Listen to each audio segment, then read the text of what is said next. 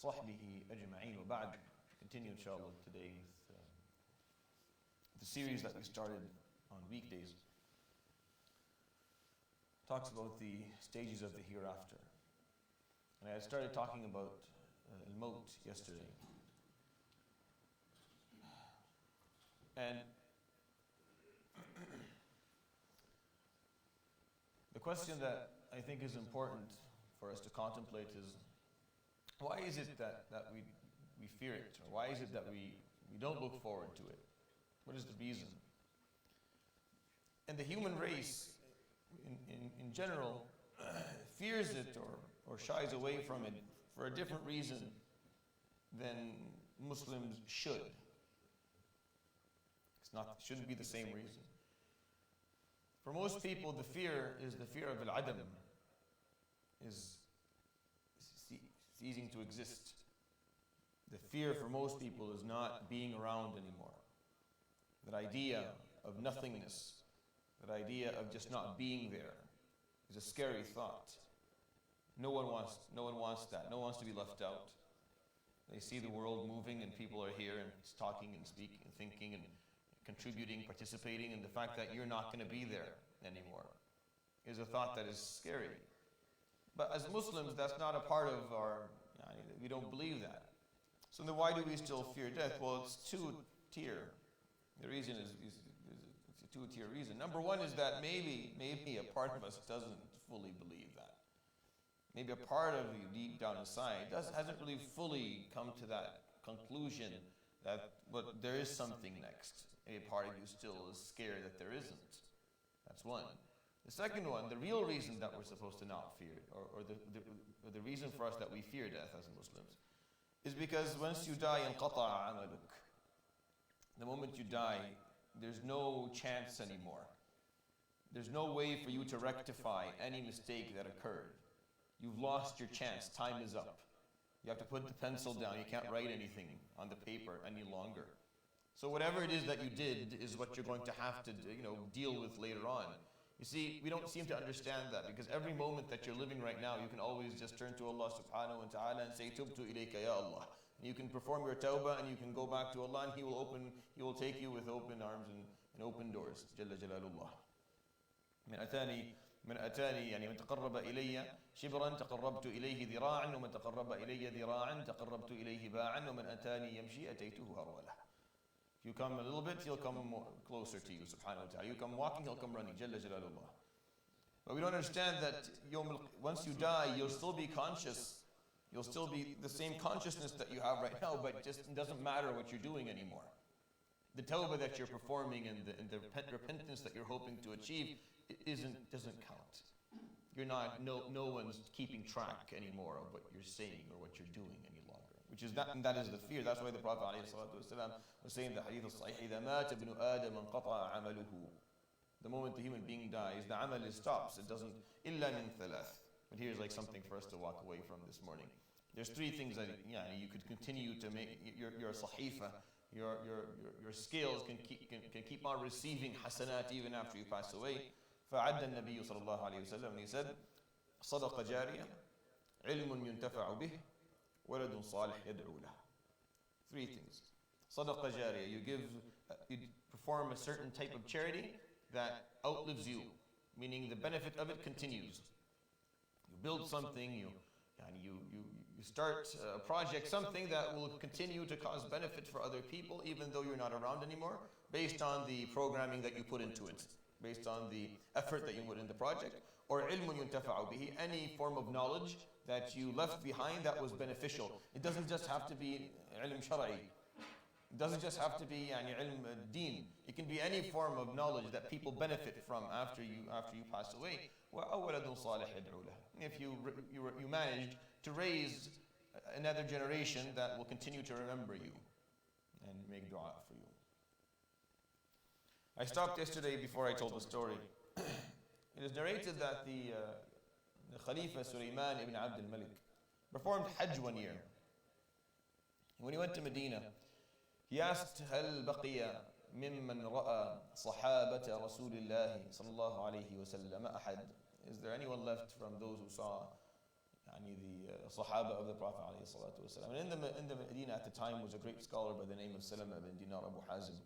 He's one of the great scholars who learned from multiple Sahaba. حدث عن كثير من الصحابة, and he's a known figure. You can go look him up and learn about him. فقالوا نعم, there's Abu Hazim. فقال ألا أتيتموني به, can you have him come and visit me? So he was called upon, so he came. And Sulaiman, this was towards the end of his life. And he was, Sulaiman ibn al-Malik obviously did something very helpful for the Ummah.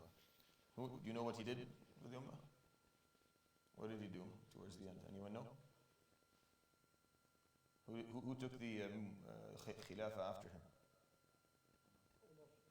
Yes, he left it for Umar ibn Abdul Aziz. That was the legacy that Sulaiman, I have nothing else to offer really in terms of his legacy. He left it for Umar ibn Abdul Aziz, who wasn't his son and he had children. And they say that one of the reasons was this conversation. فلما دخل عليه أبو حازم قال يا أبا حازم. And you'll hear this conversation going back and forth. قال ما لنا نكره الموت. Why is it that we hate death? فقال عمرتم الدنيا وخربتم الآخرة فكرهتم أن تنتقلوا من العمران إلى الخراب. You built dunya very well and you didn't take care of akhirah, so no one wants to move from a place that is beautiful and well built to a kharab, to something that has nothing in it. فقال صدقت, that's true. فقال يا أبا حازم ليت شعري كيف القدوم غدا على الله.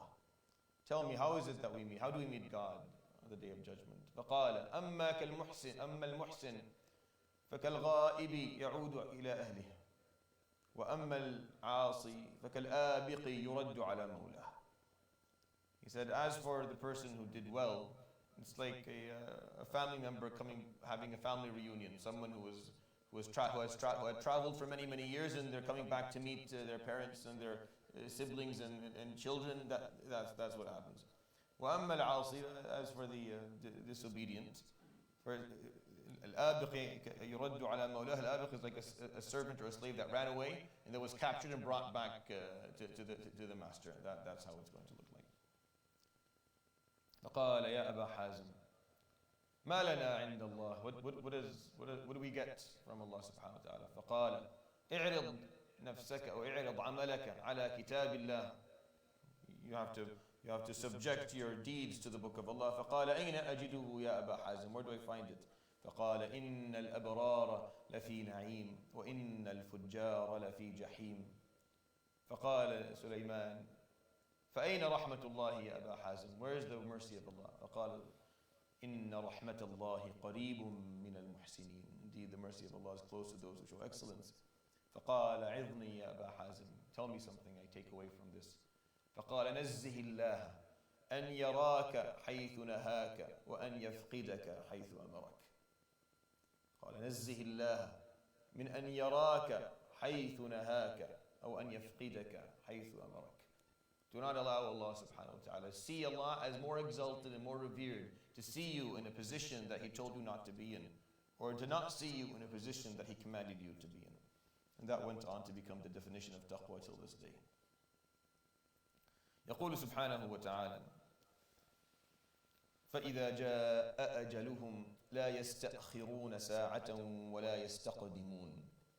And when their time comes, when the ajal comes, then they will not be given a bit of time to live after or be taken a few moments before. They will leave exactly on time, the time that Allah subhanahu wa ta'ala decreed for them before they even took their first breath. You're never going to live less than Allah subhanahu wa ta'ala allowed you to, nor will you live a moment more. It is all very clearly put in. يقول سبحانه وتعالى فلولا إذا بلغت الحلقوم وأنتم حينئذ تنظرون ونحن أقرب إليه منكم ولكن لا تبصرون فلولا إن كنتم غير مدينين ترجعونها إن كنتم صادقين. And only if you saw when it reaches the throat, when the spirit on its way out reaches the throat.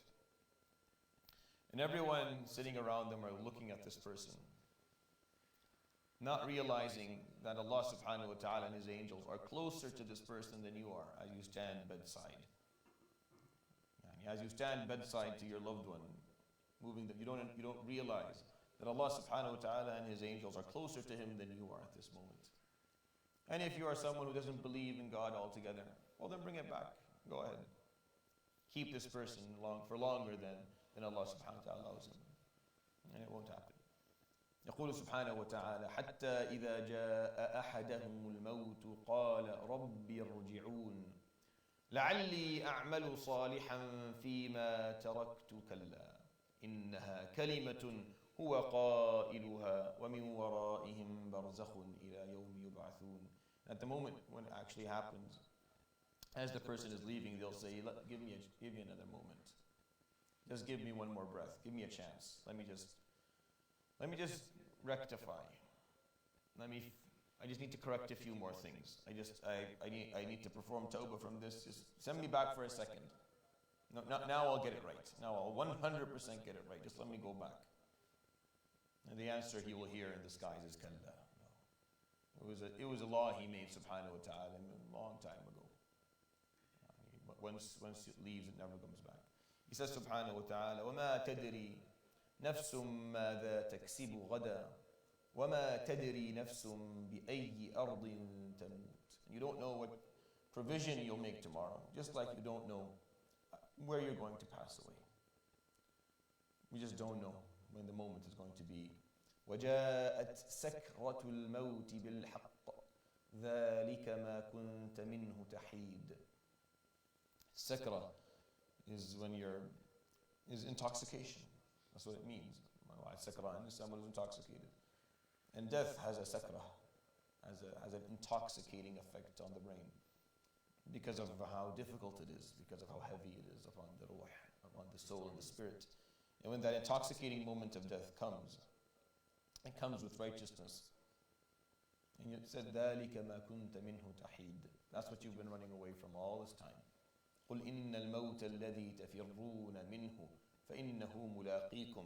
Say that this death that you're running away from is going to meet you on the other side. You're not running away from it. It's going to just come to you in the direction that you're running towards. It's waiting for you at the end of the line. It's not behind. Imam al-Qurtubi in his book At-Tadhkirah gives us a little bit of a reminder on the narrated by one of the scholars. يقول تفكر يا مغرور بالموت وسكرته وصعوبة كأسه ومرارته. That, oh, one who is eluded, think about death and the intoxicating moment of it, and how bitter and uncomfortable the glass of it when you drink from it is going to be. فيا للموت من وعد ما أصدقه ومن حاكم ما أعدله. As for this death, what an extremely accurate date it is given. What an extremely fair judge is going to be. فيا للموت أو فكفى بالموت مفزعا للقلوب ومبكيا للعيون ومفرقا للجماعات وقاطعا للأمنيات وهادما للذات. You don't need more than death to scare the hearts and to fill the eyes with tears and to take a loved one away from another loved one and to end all dreams of the future and to take away the true pleasures of this world. هل تفكرت ابن آدم يوما في مصرعك وانتقالك من موضعك إذا نقلت من سعة إلى ضيق وهجرك الصاحب والرفيق وخانك الأخ والصديق. O son of daughter of Adam, have you ever thought about the day that you actually pass? The day that you're moved from a place where it is very wide and open and you have your freedom to a place that is closed. It's only it's a meter by 3 or 4. And your loved one will walk away from you and your friend will betray you. فيا جامع المال ويا مجتهدا بالبنيان ليس لك منه والله إلا الأكفان. Oh, the one who goes and gathers wealth and builds high, investing in their dunya, all that you're going to get from out of all of this is your kafan. فأين الذي جمعته من أموال هل أنقذك من الأهوال كلا بل تركته لمن لا يحمدك وقدمت بوزرك على من لا يعذرك. Where is your wealth? Did it save you from the difficulties of what came next? No. You just left it to those who won't even remember who you are, have no gratitude for you, are too busy, and you came with your sin to one who will not excuse you. Think about the concept of, this is a concept one of my shuyukh used to talk about. يقول جد جدي. He used to say, the grandfather of my grandfather. He said, do you know him? Do you know your grandfather? The grandfather of your grandfather. Do you know who he is? So I had to do calculations to figure out who that person was going to be, and I came up with a name. So, nah, his name is, what is his name? I don't even know. I forget. I think is it Sulaiman? It was Sulaiman. This is just to prove my point. Was he not a human being that lived and breathed, and hoped and dreamed, and left a legacy? If nothing, I'm here because of him. But who knows anything about him? How many times a day do you remember him? How many times a day do you speak of the grandfather of your grandfather? And I'm not talking about like the 16th or 17th person in the lineage of ancestry that you have. I'm just talking about the grandfather of your own grandfather. Because you probably knew your grandfather. No one does. We become very irrelevant very, very quickly. Very, very quickly, we don't matter anymore. And our names don't matter anymore. And our lives don't matter anymore. At least to the people who are going to come right after us. Even to those who literally are direct descendants of you. Meaning the only reason that they are here is because you. It's because you made sure that they came around. That you put in the effort to make sure that they would live, and it didn't make a difference. They'll forget about you, and they'll move on. And that's just the reality of life. And since that's the case, then the importance of being ready when that moment comes along, and that there are no regrets at that moment, and that you're ready for it, and that you have prepared all your life for it, so that you can move on to whatever is coming next for you in a degree of calmness and serenity, because no one else really on the planet is going to be interested in that moment besides you. سبحانك اللهم وبحمدك أشهد أن لا إله إلا أنت أستغفرك وأتوب إليك وصلى الله وسلم وبارك على نبينا محمد وعلى آله وصحبه أجمعين.